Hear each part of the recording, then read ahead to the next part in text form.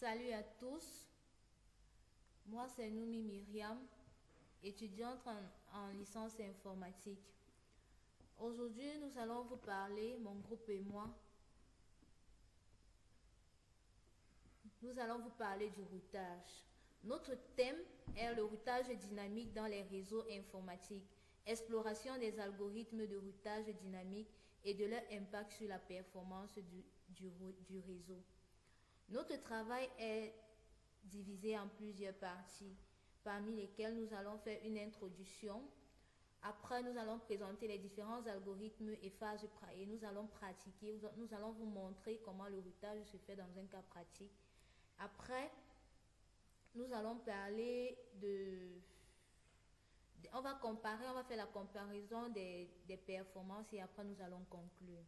Pour l'introduction, nous avons le routage dynamique permet au routeur de s'échanger des informations et de trouver automatiquement le meilleur chemin pour envoyer des données. Prenons un exemple palpable. Imaginons une livraison de colis dans une ville. Sans routage dynamique, chaque camion suit un itinéraire fixe, même s'il y a des embouteillages. Dans le cas où il y a un routage dynamique, les camions utilisent un GPS qui ajuste l'itinéraire en fonction du trafic pour arriver plus vite. À présent, nous allons vous parler des algorithmes de routage dynamique. Moi, je m'appelle Adam Suleiman, je vais vous présenter la partie sur l'algorithme de routage dynamique. Les principaux protocoles utilisés sont RUT, OSPF, EIGRP et on a les IS-IS. RUT, Routing Information Protocol, méthode.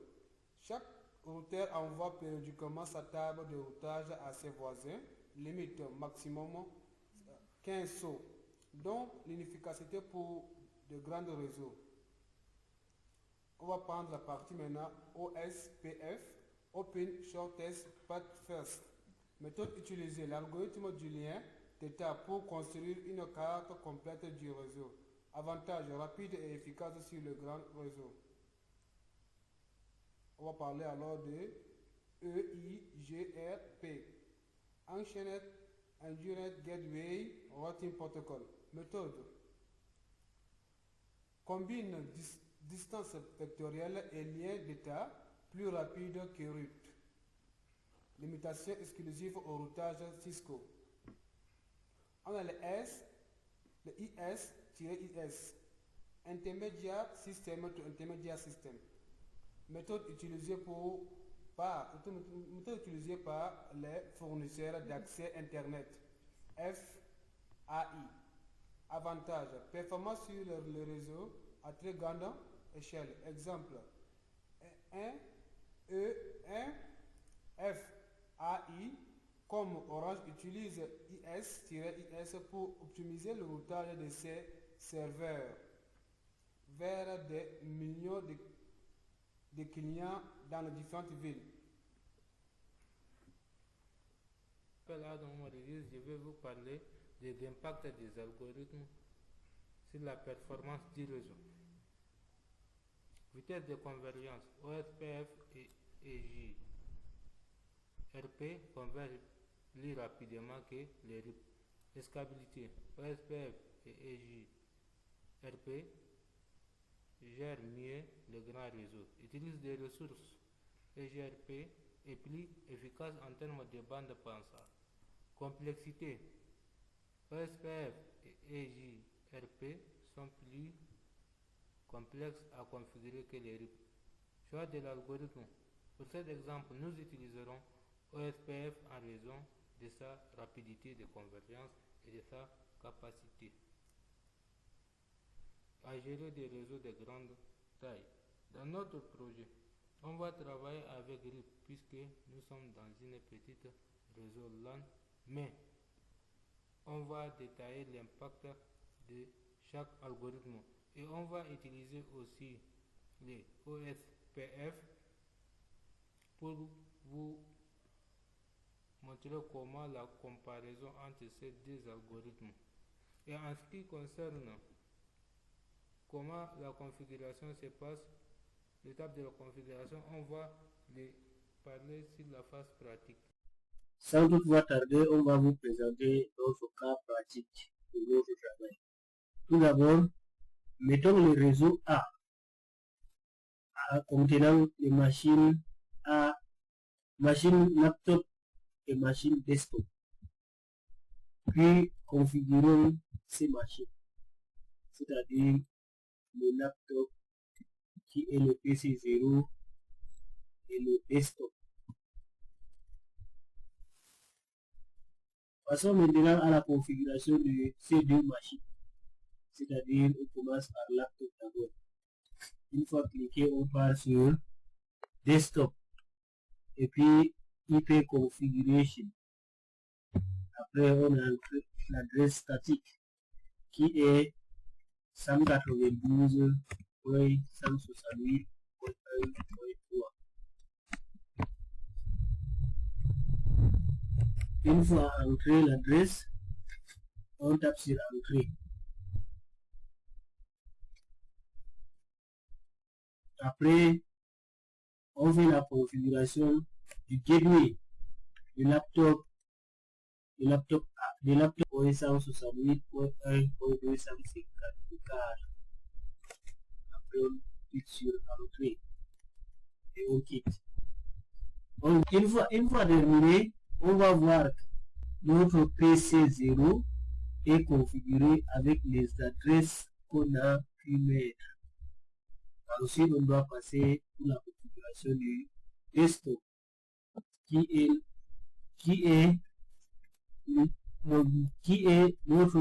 notre laptop. Maintenant, on fait les mêmes choses. On part sur desktop configuration.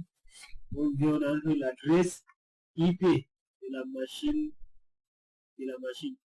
qui est 192.168.1.2. Une fois cela est fait, on tape sur entrée. Ensuite, on part mettre l'adresse gateway de cette machine qui est 192.168.1.254. Une fois cela est terminé, on clique sur entrée et puis OK. Quand on essaie de venir sur la machine, on doit voir toutes les configurations sont là. Et bien.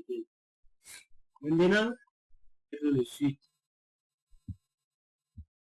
On doit mettre le suite dans le réseau A.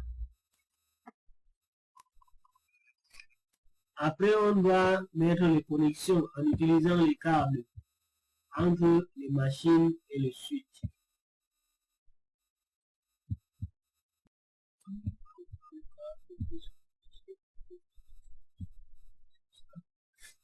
On voit comment les câbles relient les deux machines et le switch. Une fois cela est terminé, on doit configurer maintenant le réseau B.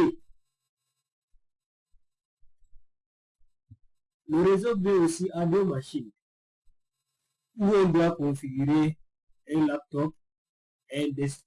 On prend aussi le desktop, on le met. Après, on configure les deux. On clique sur les machines, on le ramène sur l'écran et après on passe à leur configuration. Pour ce qui est de desktop, quand on essaie de cliquer, on trouve qu'il n'y a pas d'abord de configuration, mais il fallait configurer. On clique sur test, après on fait IP config. Une fois cela, on a un peu l'adresse statique, c'est 192.168.2.1. Une fois cela terminé, on configure aussi l'adresse de gateway pour le desktop qui est 192.168.2.254.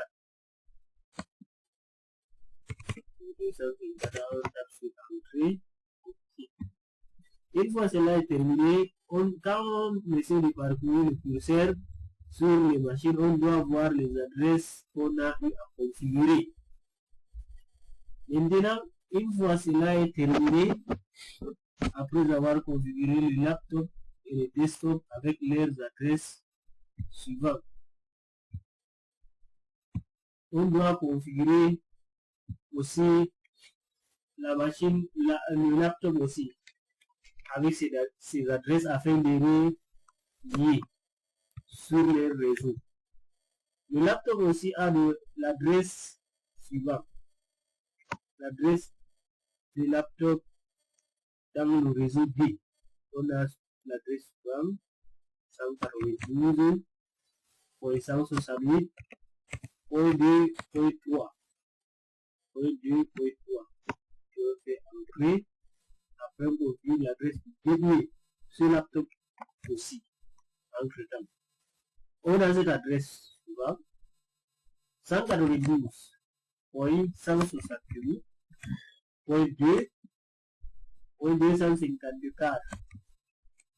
Ensuite, on clique sur entrée. Une fois cela est fait, maintenant,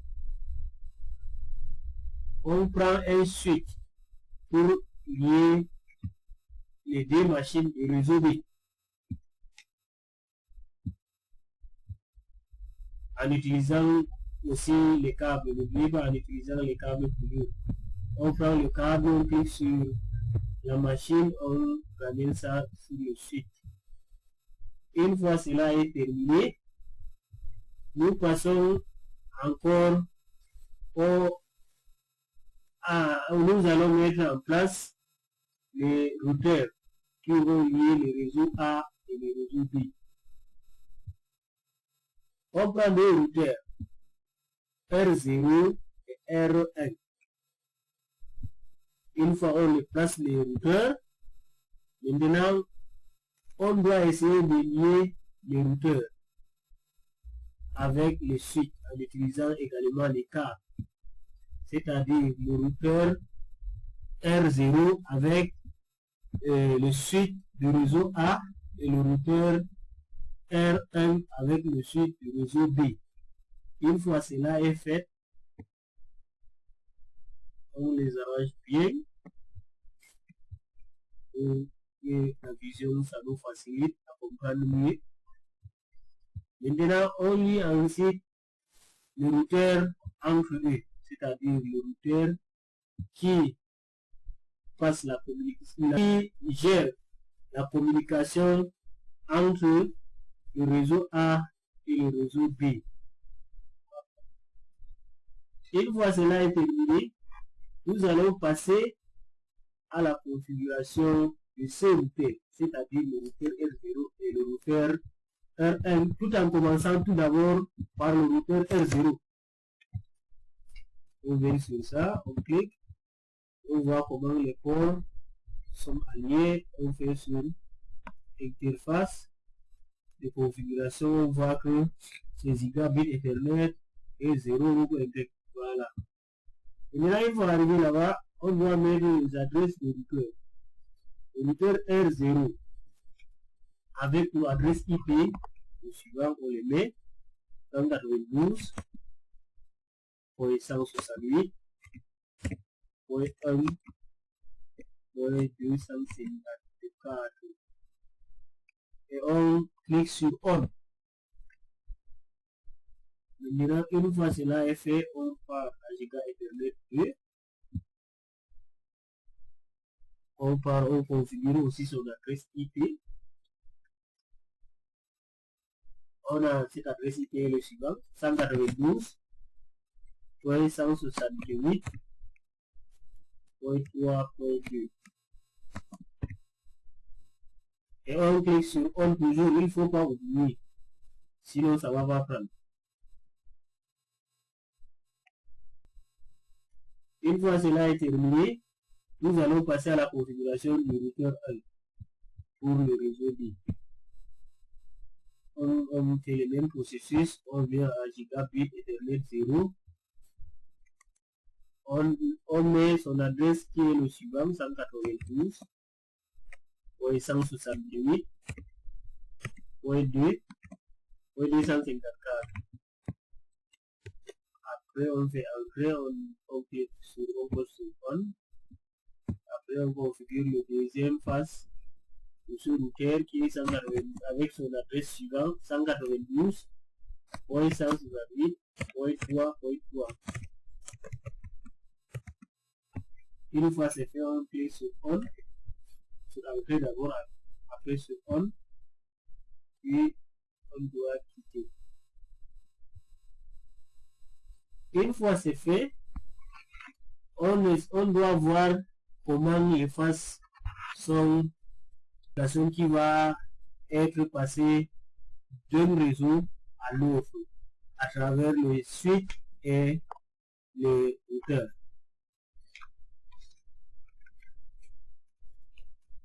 Pour ce fait, la configuration de switch, la configuration de switch reste une configuration automatique.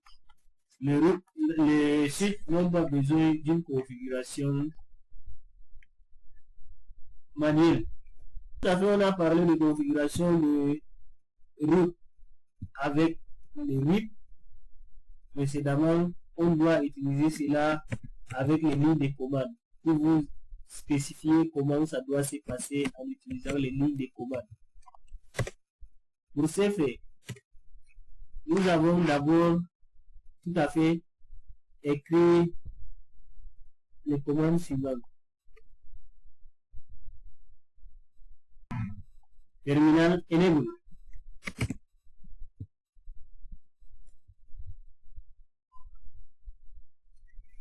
Qui est restreint à N en anglais. Après on clique sur entrée.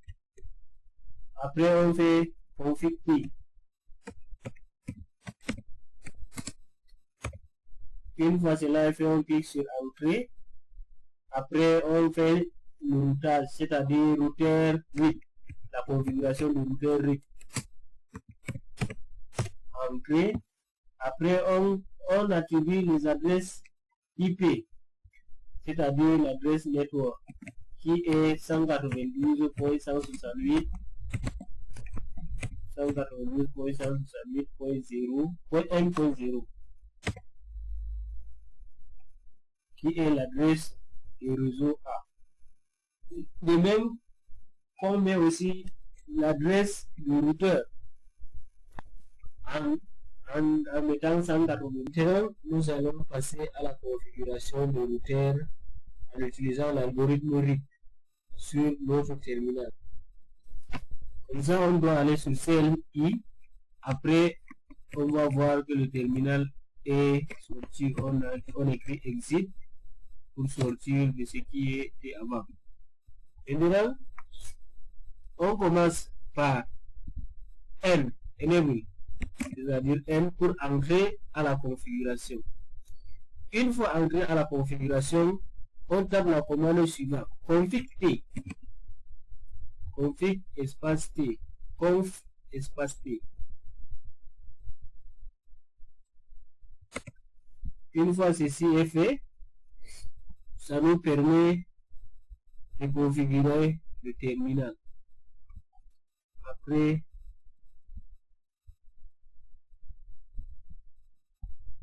on va voir que notre terminal est configuré.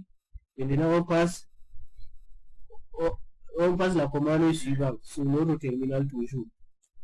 Routeur RIP, qui va nous permettre de configurer l'algorithme RIP. Une fois cela est fait, on doit entrer l'adresse de gateway du réseau A. Après l'adresse. Ensuite, nous allons entrer la commande network, où on doit configurer l'adresse du gateway du réseau A, qui est 192.168.1.0 du réseau A. Puis, ensuite, on doit configurer le network de l'adresse de routeur 0 qui permet la communication avec R1. Cette adresse est le suivant: 192.168.3.0. Une fois cela est fait, nous passons à la configuration de l'adresse du gateway du réseau B avec la commande toujours network. Quand on tape network, on entre l'adresse maintenant de B qui est 192.168.2.0. On tape sur Entrée. Pour terminer, on exécute la commande suivante: N.ND. Ça nous permet de terminer ce qu'on est en train de faire. Une fois terminé, on tape la commande suivante qui va nous permettre à mémoriser ce qu'on vient de faire. C'est-à-dire la commande suivante: write memory.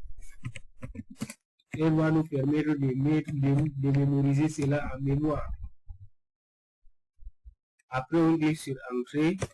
Une fois cliqué, on se rend compte que tout est bon. On peut passer, consulter, voir notre configuration de routeur.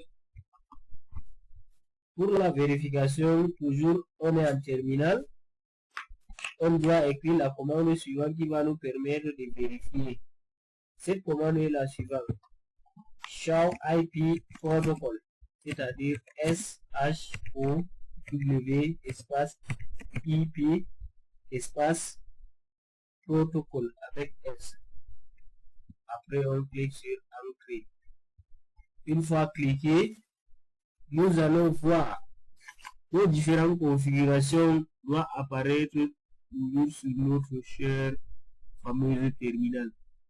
On se retourne sur notre écran pour la configuration du deuxième routeur, c'est-à-dire R1, qui doit être fait avec CLI, ce qui va nous permettre d'être au niveau du terminal.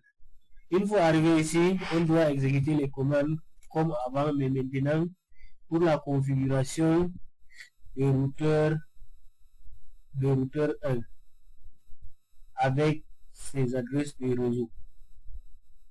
Maintenant, on doit ici taper enable pour entrer à la configuration comme avant. Ensuite, nous allons taper config T pour configurer la terminale.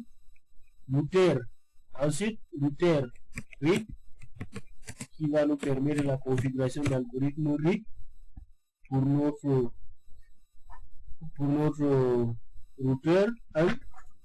Après, on entre la commande network avec l'adresse du gateway qui est 192.168.1.0 du réseau B, du réseau A. Dans ce network, on doit entrer la commande network avec l'adresse du gateway qui est 192.168.1.0 du réseau A.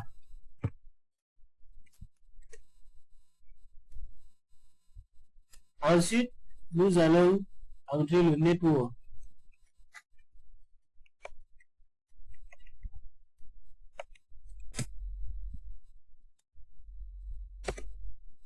Ensuite, nous allons entrer le network des routeurs 1 qui permet de communiquer avec R0 qui a l'adresse de network suivante: 192.168.3.0.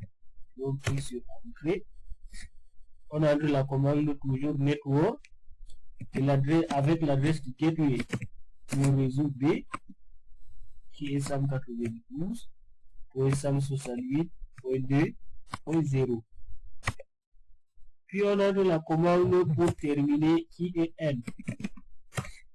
Enfin, on fait la commande write memory qui doit mémoriser ce qu'on vient de faire. Une fois fait, on clique sur Entrée Et on passe à la vérification en cliquant la commande Show IP Route sur notre écran.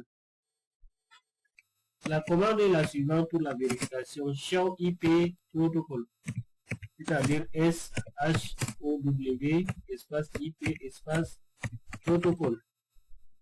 On clique sur Entrée. Une fois cela est fait, on voit que notre routeur est bien configuré avec l'algorithme RIP qui utilise le même temps que notre routeur.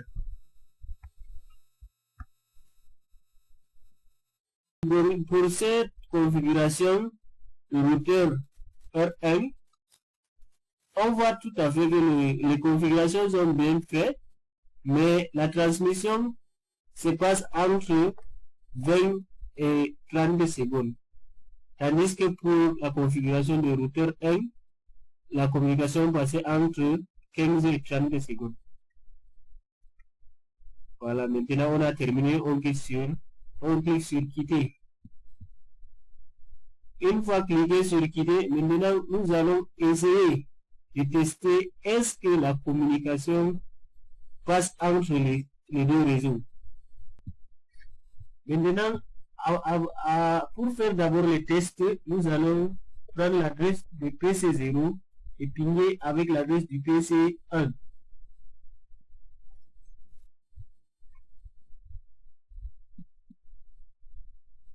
Cette adresse, je vais vous l'écrire sur maintenant, qui est, quand on essaie de cliquer sur la machine, on voit 192.168.1.3 sur 24.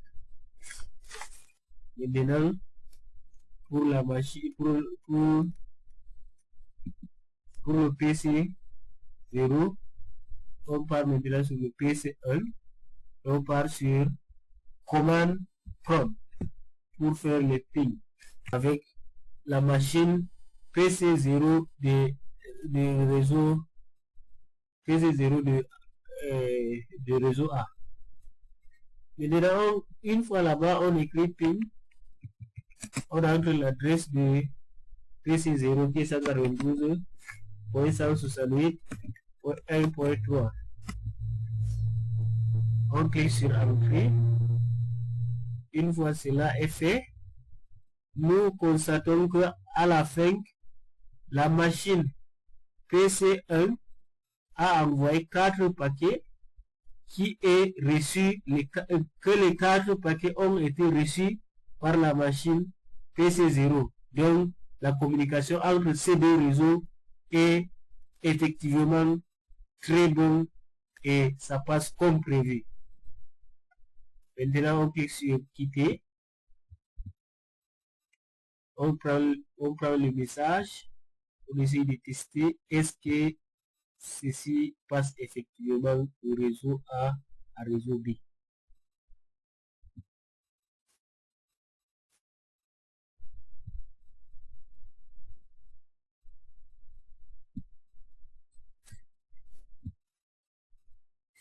Une fois on voit comment la communication passe, elle commence de PC0, elle arrive au niveau de suite, le switch l'envoie au niveau du routeur giga 001.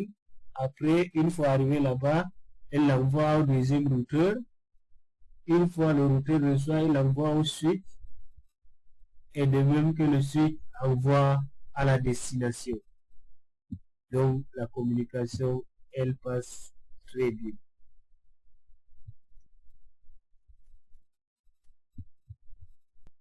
Hasarder, commencer par la configuration avec l'algorithme OSPF et vérification.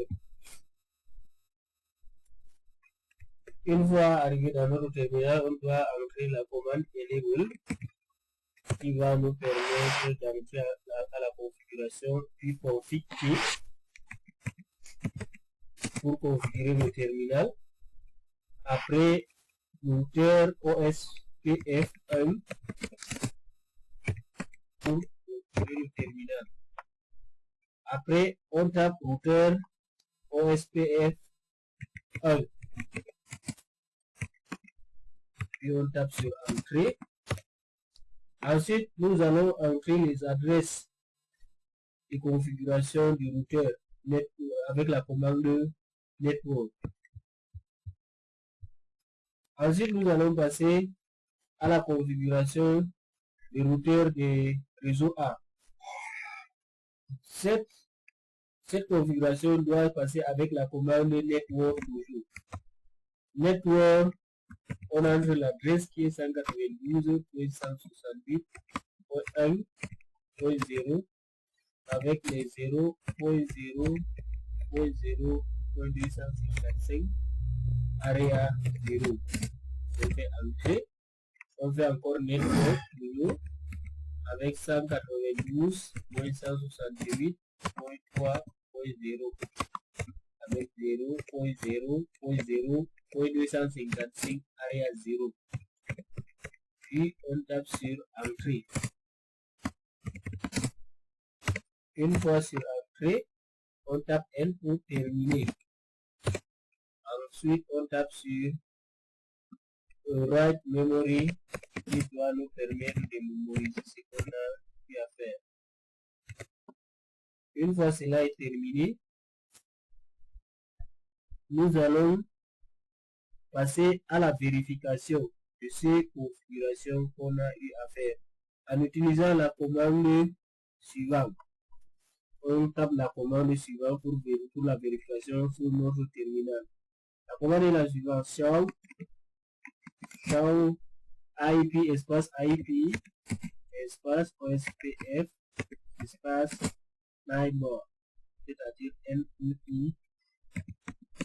NUIGH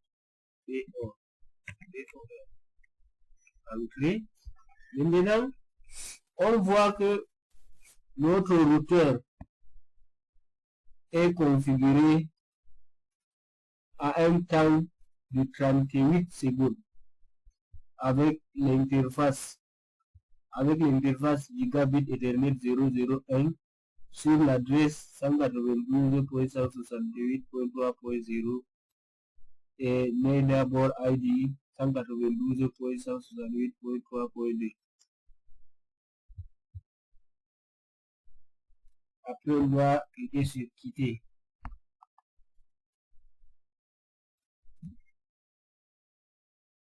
Puis, on doit faire la vérification avec le routeur 1, avec le routeur 0 temps pour moi. Maintenant, on fait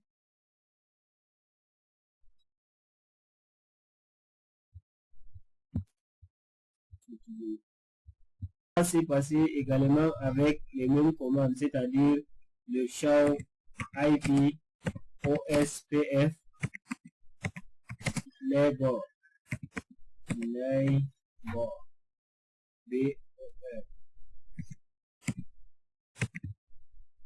Puis sur Entrée, nous constatons également que cette communication se passe à un temps de 30 secondes seulement. Une fois terminé,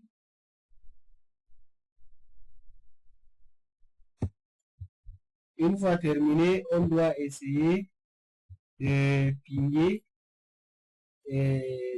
l'adresse du laptop du réseau A avec celui du laptop du réseau B. Quand on met le curseur sur le laptop du réseau A, on voit son adresse apparaître qui est celui 192.168.1.2. On doit essayer de pinguer cela avec le laptop du réseau B. Voici aussi comment ça se passe quand on veut pinguer, comment les images, où on doit aller et là on doit cliquer.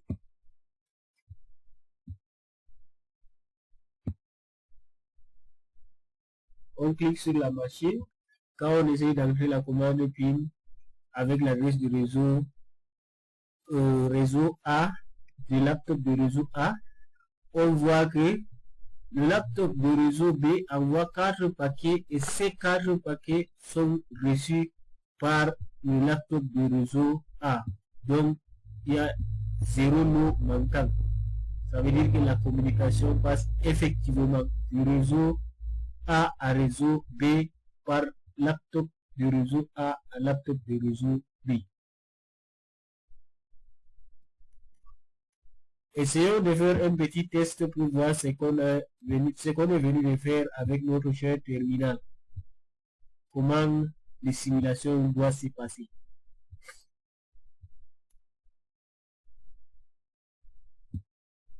On voit effectivement que le laptop du réseau A envoie au suite du réseau A, il reçoit et transmet au routeur du réseau A qui transmet à son tour au routeur du réseau B.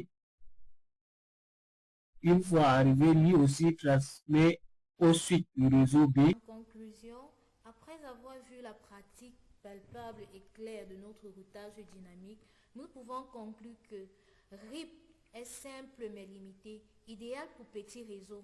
OSPF, performant et stable, parfait pour grands réseaux. Cependant, sa complexité de configuration et sa consommation de ressources sont plus élevées que celles de RIP. Le choix entre RIP et OSPF dépend donc des besoins spécifiques du réseau en termes de taille, de complexité, de performance et de ressources disponibles. Pour la plupart des réseaux d'entreprises modernes, OSPF est le protocole de routage dynamique préféré en raison de sa robustesse et de sa scalabilité. Merci. N'oubliez pas de vous abonner, partager, activer la cloche des notifications pour ne rien rater. Les références utilisées sont listées entre autres. Merci.